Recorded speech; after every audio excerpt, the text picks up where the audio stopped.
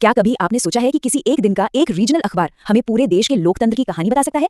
चलिए आज हम द असम ट्रिब्यून का एक ही एडिशन उठाते हैं और देखते हैं कि कैसे वहां की लोकल हेडलाइंस नेशनल मुद्दों और गवर्नेंस की एक बड़ी तस्वीर हमारे सामने रखती हैं।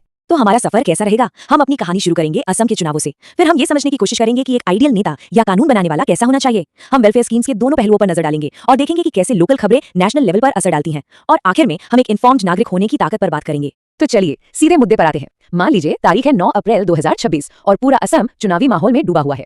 ये सिर्फ एक इलेक्शन नहीं है, ये लोकतंत्र का एक बहुत बड़ा त्योहार है। द असम ट्रिब्यून का पहला पन्ना चीख चीख कर यही कह रहा है। ये सिर्फ एक हेडलाइन नहीं है, ये उस डेमोक्रेटिक प्रोसेस की शुरुआत है जो असम के आने वाले कल की दिशा तय करने वाला है। जरा इस चुनाव के स्केल के बारे में सोचिए। 2.5 करोड़ से ज्यादा वोटर्स। ये सिर्फ एक आंकड़ा नहीं है, ये हमें बताता है कि ये चुनाव कितना विशाल है और इसका महत्व कितना गहरा है। और देखिए मुकाबला कितना जोरदार है। 126 सीटों के लिए 722 उम्मीदवार मैदान में हैं। मतलब हर सीट पर एक जबरदस्त राजनीतिक लड़ाई चल रही है और यही तो एक हेल्दी और वाइब्रेंट डेमोक्रेसी की निशानी है। तो जब इतना बड़ा चुनाव हो रहा है तो एक बहुत ही बुनियादी सवाल उठता है, हम अपने नेताओं में आखिर क्या चाहते हैं? अखबार हमें इसी जरूरी बहस के अंदर ले जाता है। तो हमारा संविधान क्या कहता है? आर्टिकल 84 कुछ बेसिक क्वालिफिकेशंस बताता है, जैसे भारत का नागरिक होना और एक मिनिमम उम्र। लेकिन सबसे दिलचस्प बात पता है क्या है? इसमें हमारे सांसदों के लिए किसी भी मिनिमम एजुकेशनल क्वालिफिकेशन का जिक्र तक नहीं है। लेकिन संविधान के आदर्श और जमीन की हकीकत में अक्सर एक बहुत बड़ा फासला होता है। उसी अखबार में एक उम्मीदवार के क्रिमिनल रिकॉर्ड का ब्यौरा छपा है, जिसमें आर्म्स एक्ट से लेकर कई और गंभीर चार्जेस शामिल हैं। और अखबार का एक लेख इसी टेंशन को सामने रखता है। क्या कानून तोड़ने वालों को ही कानून बनाने का हक मिलना चाहिए? ये एक ऐसा सवाल है जो हर चुनाव में उठता है और हमें सोचने पर मजबूर करता है।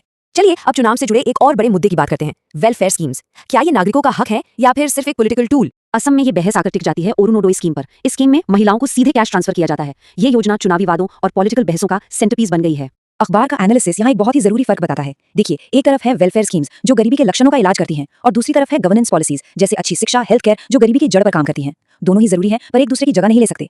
लेकिन इन सब बड़ी बड़ी पॉलिसी डिबेट्स के बीच एक आम पाठक का एक सीधा सा सवाल हमें जमीन पर ले आता है। ये सवाल इस पूरी बहस को एक मानवीय चेहरा देता है और पॉलिसी बनाने वालों को भी सोचने पर मजबूर करता है। लेकिन रुकिए, द असम ट्रिब्यून सिर्फ असम की ही बात नहीं कर रहा और यही तो मजा है। ये हमें दिखाता है कि कैसे एक रीजनल अखबार नेशनल और इंटरनेशनल घटनाओं से भी गहराई से जुड़ा हुआ है। उसी दिन उसी अखबार में देश भर की खबरें भी हैं। देखिए, दिल्ली में महिला आरक्षण बिल को मंजूरी, अरुणाचल में हजारों करोड़ का निवेश और रिन्यूएबल एनर्जी में भारत का दुनिया में तीसरा स्थान। ये दिखाता है कि राज्य और केंद्र कितने जुड़े हुए हैं। और ये तस्वीर देखिए, INS त्रिकंद। ये सिर्फ एक नेवी का जहाज नहीं है, ये ग्लोबल स्टेज पर भारत की बढ़ती मौजूदगी का एक पावरफुल सिंबल है, जिसकी खबर भी उसी अखबार में है। तो जब हम इन सारी खबरों को एक साथ देखते हैं, चुनाव, crime, welfare, national policy, foreign policy, तो ये सब मिलकर हमें एक नागरिक के तौर पर हमारी अपनी भूमिका के बारे में सोचने पर मजबूर करती हैं। अखबार का एक लेख इस पूरी बातचीत को बहुत अच्छे से समेटता है। एक मजबूत डेमोक्रेसी सिर्फ वोट डालने से नहीं बनती, बल्कि ऐसे काबिल लोगों को चुनने से बनती है जो देश के भविष्य को सही दिशा दे सकें।